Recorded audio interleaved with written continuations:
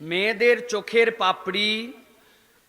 পাপড়িতে mascara দেওয়া বা হালকা ভাঁজ করা জায়েজ আছে কিনা?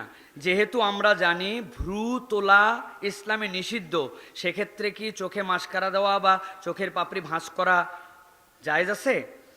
প্রিয় বোনেরা, যারা আপনারা জিজ্ঞাসা করেছেন, বিষয়টি হচ্ছে যে বিবাহিত যে সকল নারী, এই নারীদের জন্য সৌন্দর্য চর্চা, তার সৌন্দর্য তার স্বামীর জন্য উপস্থাপন করা, ইসলাম কেবলমাত্র এইটাকে উৎসাহই দেয় না, বলেন অনেক ক্ষেত্রে এইটা তার জন্য কল্যাণকর, ভালোবাসা বৃদ্ধি করে।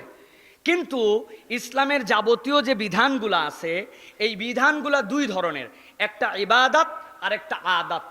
একটা হচ্ছে তার নিজস্ব আচার আচরণ, আরেকটা ইবাদত।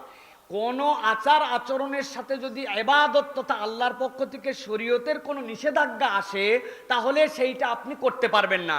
ভুরু প্লাক করা, গায়ের মধ্যে ট্যাটু আঁকানো, আপনার চুলকে খোপায় উপর করে বেঁধে ঘোড়ার লেজের মতো উপর দিকে তুলে দেওয়া, এইগুলার ক্ষেত্রে শরীয়ত আপনার জন্য নিষেধাজ্ঞা দিয়েছে। অতএব আপনি দাঁত ফাঁকা করা, শরীরের মধ্যে উল্কি আঁকানো, এইগুলো নিষিদ্ধ।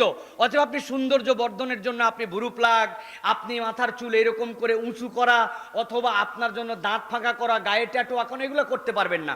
কিন্তু শরীয়তে তার ভুরুর নিচে যে চোখের পাপড়ি, সেখানে সৌন্দর্য বর্ধনের জন্য রং লাগানো অথবা কোনো চুলকে স্ট্রেট করা, এইগুলা শরীয়ত আপনার জন্য নিষেধ করে না।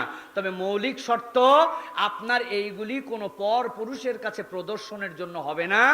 আপনার বিবাহ উত্তর আপনার স্বামী আপনার এই সৌন্দর্য দেখতে পারেন। সেই হিসাবে কোনো মেয়ে যদি চোখে মাস্কারা লাগান, অথবা তার চোখের পাপড়িকে যদি কার্ল করেন, চুল যদি স্ট্রেট করেন, এইগুলাতে শরীয়তে কোনো আপত্তি নাই। আপনি এটা আপনার সৌন্দর্য চর্চার জন্য ব্যবহার করতে পারেন।